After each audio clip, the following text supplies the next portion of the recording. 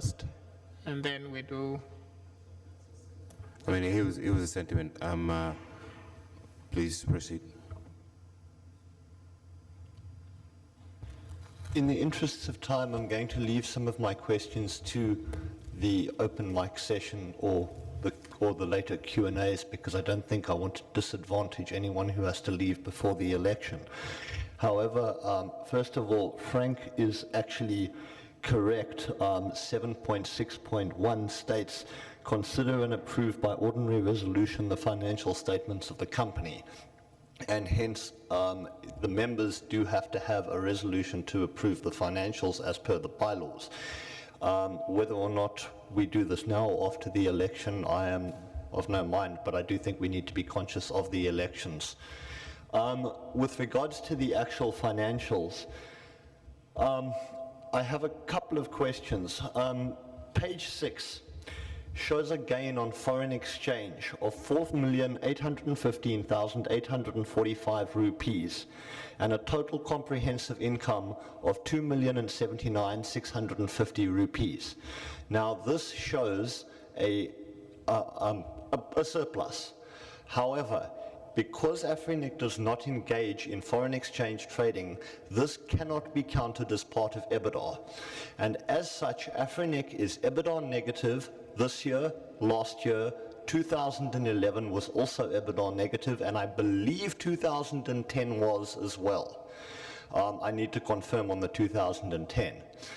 This means that should the foreign exchange currency markets go against us, we will actually be in a deficit position, because we did make a deficit from income, from expenditure versus income from members. And I would like to know if this board considers this an acceptable position for the company to be in, and if they consider this sustainable considering the long-term nature of this. Second question that I have. On page 26 under note 10, we see that salary costs increased by 7,464,355 rupees. This represented an increase of approximately 17.2%. However, if we look at social security and other benefits, otherwise unspecified, we see an increase of 8,593,597 rupees, which represents an increase of around 88.9%. Can the board please explain this, and can the board please give a detailed explanation of what is meant by other benefits? Then last question. In note 9, we see other income specified at 6,616,333 rupees. However, the report is silent on what that other income represents. Can the board please clarify what other income is actually referring to there? Thanks very much. Thank you, Andrew. I will just touch on the first one, then I'll hand over to the rest of my team to touch on. How we made a positive, we do understand, and we do agree that if you do remember in Lusaka, we were very sure, we were clear that we were in a negative position. A question was raised on the floor, how long would it take us to recover? And our main goal was to recover. So we do appreciate that you've noticed that, and we also had noticed it already, but the main goal initially was to make sure that we were in a positive point. The fact that it came out of an exchange transfer issue, yes, it did. However, we do also appreciate that it could work on the opposite way, since most of our income comes into dollars, but we have to report it in rupees. So, and that's the request earlier, to be able to report in dollars. So we do appreciate that point, and thanks for highlighting it again. I'll now pass on to somebody who.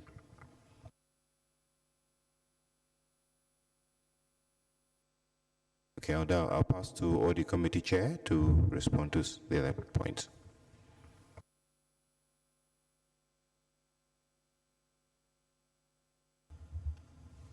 Okay, thanks. I think that it was flowing very fast, so maybe if you can just come back to the microphone.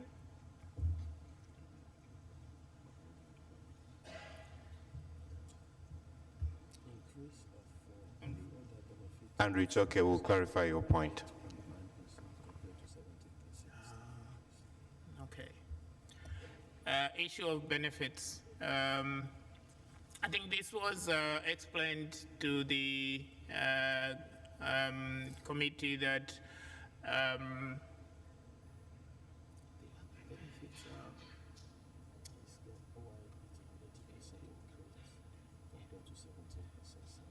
maybe I could ask Patrice. I could.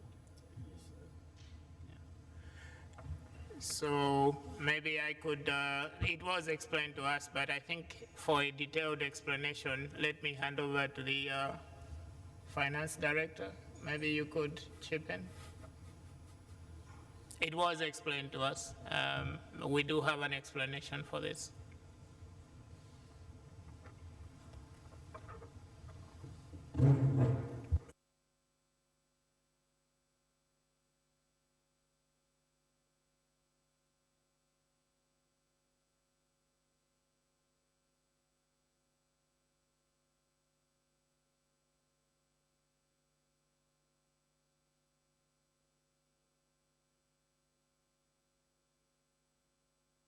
Okay.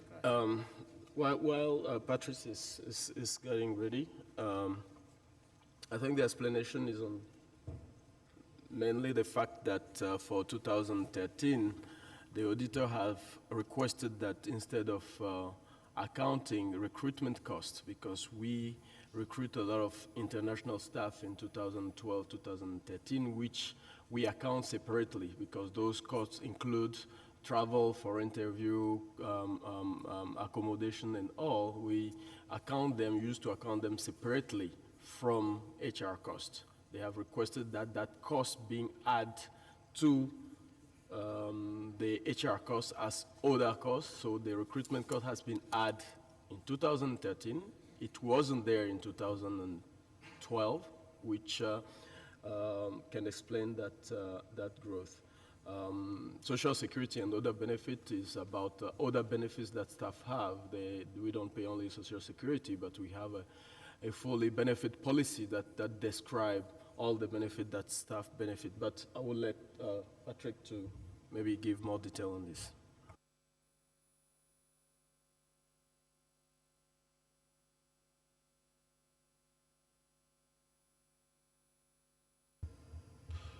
Right. I think you've said most of it. The other benefits really is all the benefits which is accrued to staff, which is non-payroll kind of benefits which are paid to, and this would include allowances, transport, housing, etc., etc. This is what would be included under the other benefits. In addition, I think there was a question about other income. Yeah, the other income represent mostly the late payment penalties that was imposed on members.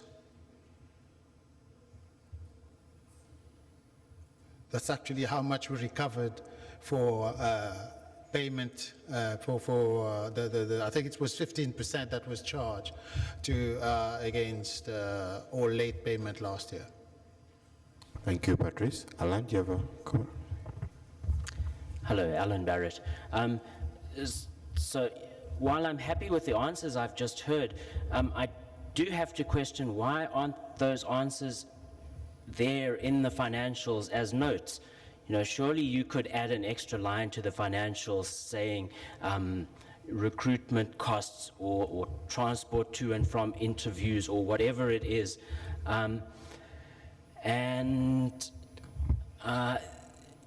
One of Andrew's questions, I think, was not really answered. He said that the percentage increase in benefits was a lot greater than the percentage increase in actual salaries, and he was looking for a reason for that. So I'd just like to echo Andrew's question, please. Yes, Alan, that was my response, is that when you're comparing the increase, you're comparing it against 2012.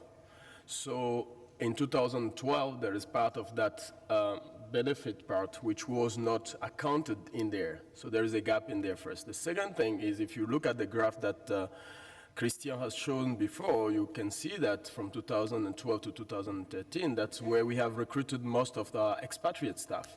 And the cost of benefit for expatriate versus the benefit for local is not the same thing. So you cannot proportionate or project the same increase on benefit to the salary.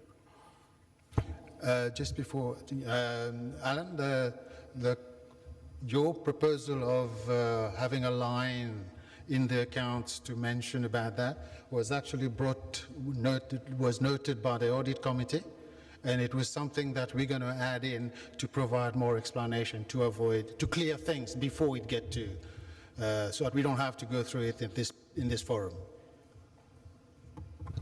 Just a quick question. Is there any way in future that benefits can also be broken down in future?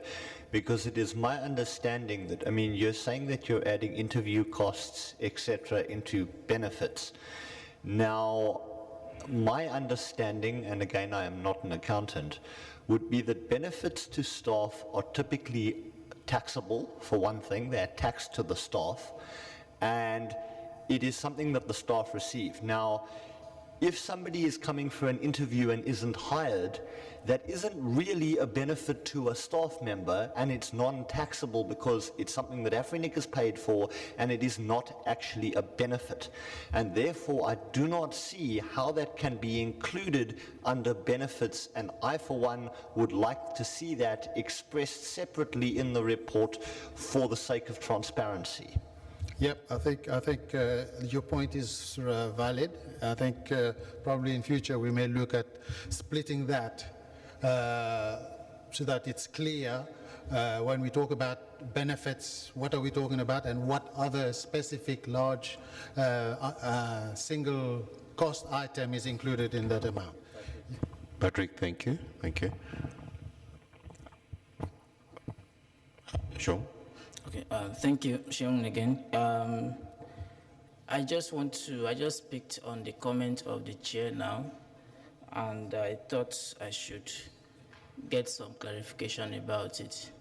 So at Lusaka, we were in negative, and the chair promised to get us to positive with his team in 2 years. And in 1 year, we've achieved that.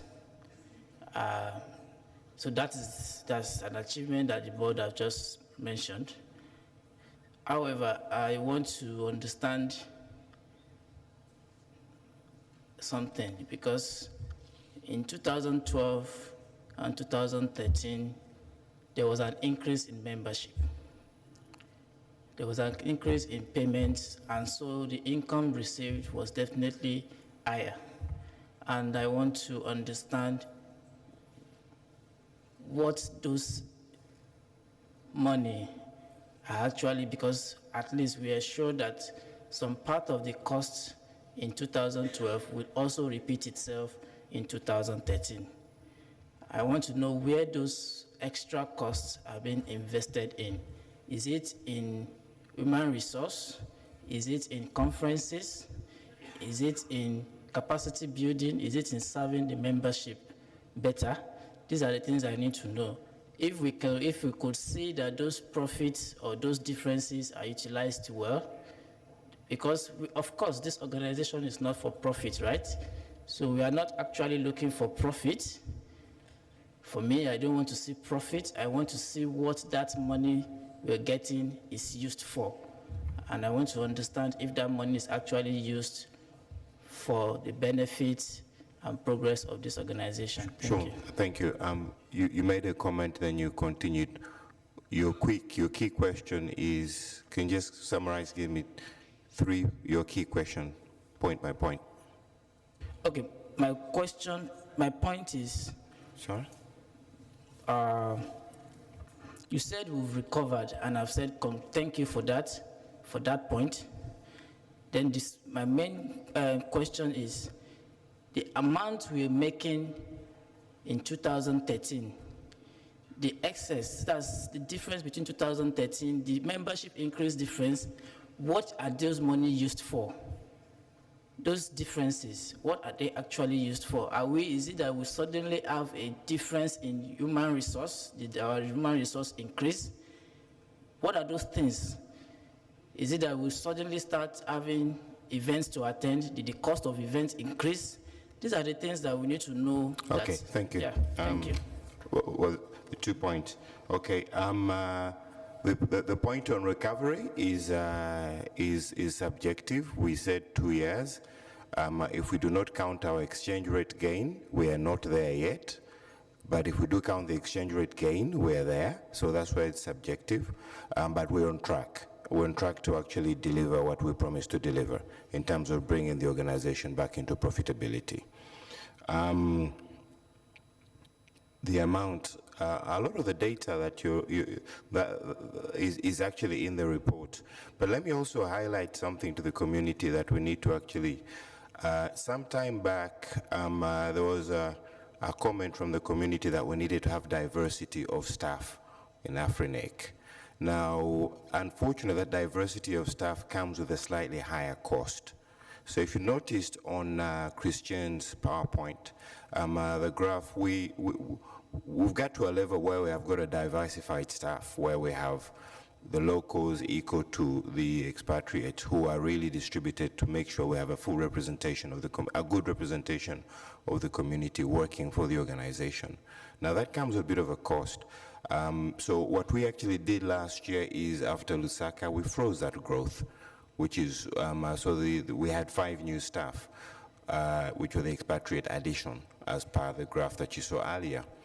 Now, when you go deeper into that one, as we say, and as has been noted, the cost of hiring an expatriate staff has some other variable costs that come in, which will show some elasticity into the numbers, depending on when we do it. Then you also asked, where did the money go? If you remember, we were 200,000 in the hole. We're less than that up the hole. So some of that money went back to fix that. Yes. So, and all that detail actually is in the report if you go into the report. I'm not sure whether I've covered your point, but that's really where if you look at generalistic, if you don't want to go down to the last, and I don't think we want to go down to the last dollar spent but if you look at it from that level, I think we're covered in that point.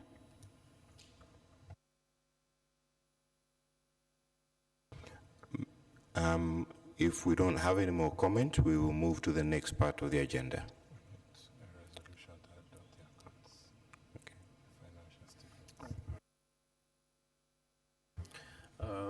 Yes, effectively in 2013 we have took a few measures. Like for instance, Patrick has presented, or not yet, on the billing side. In 2012, we have a lot of issue around billing, collection. For instance, we have a dedicated resource now for billing. So we recruit a new person, and that person needs to be covered, for instance. So that is a new cost that come in 2013. The registration service, I remember in the AGMM in 2011, the question that you have asked before, the proportion of people in the registration service against the whole company was asked. And after reviewing the whole process of registration service and looking at how we can optimize the process, we have again took the decision to increase the number of people working in the registration service. And that has mean the recruitment of new people in the registration service as well to improve this. So some of that increase went into reinforcing area of the organization that we think are weak and need reinforcement so that we, as I mentioned, achieve the goal that was set for this new strategic plan, which is to make AFRINIC an institution which is based on its own process, not on people who come and go.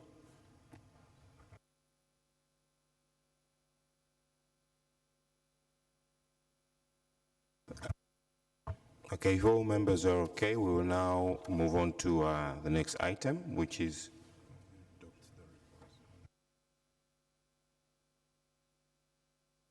Sham, just one more question. Yeah, I think I just want to make sure that we are still on this item because there's still something on the screen which we haven't resolved. Also, my other comment is I will really appreciate if some of this content could be made available before the meeting. The presentations, for instance, if they could be made available before the meeting so that we could get to make a more useful contributions because of the time. Thank you. Thank you. We'll take advice on that.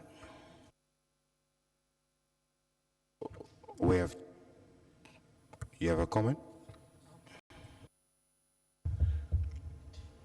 I don't think it's a comment. My name is Frank.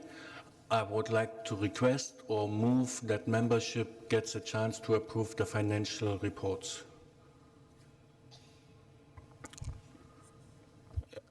Sorry, it's not clear. I think it was understood, right? I would like to request the board's indulgence and actually put a motion to the floor if the board will indulge. The fact that this resolution still needs discussion because of the term of the auditors and the fact that as per the bylaws we need to approve the financials, that we postpone this and conduct the election based on people having to leave within the next 45 minutes, and we then continue this discussion with further debate once the elections have been concluded. So I would ask the board to please allow such a motion to go to the membership base. Thank you. Thank you, Andrew. Can I first have can you please remove that resolution off the screen, please?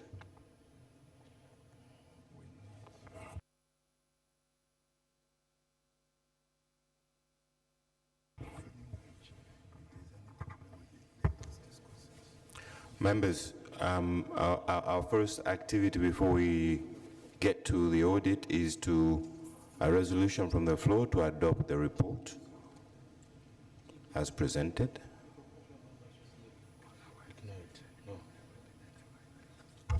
Sorry, Chair.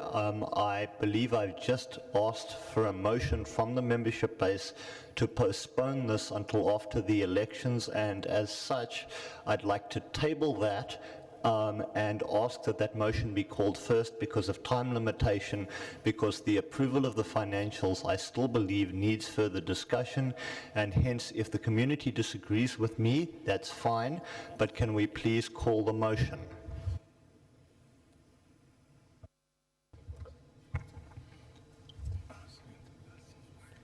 Chair, can I talk?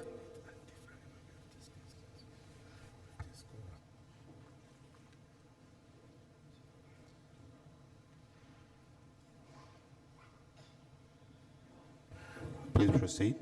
Please make it short. Barry from KXP. I actually here to second Andrew's motion. Thank you very much. I will discuss the motion since it's been seconded and the motion can be discussed. Whereas the Assembly has the right to again bring forward the issue, another issue that we had agreed should happen later, we have discussed the financial reports, unless we are saying that we have not sufficiently discussed it. The chair has tabled it, it has been sufficiently discussed, and what we should be doing is adopting it. If we are not going to, then, if we still have discussions on it, we can defer the discussions. But I think the sentiment before now is that we have discussed it. So we should be adopting it so that we can take on the other businesses.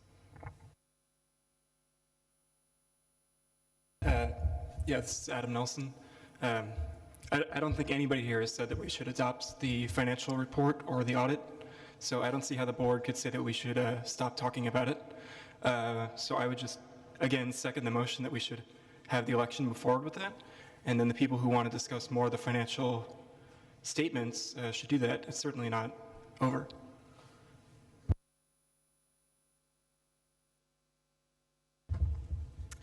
Alan Barrett. I have a concern with changing the time of the election.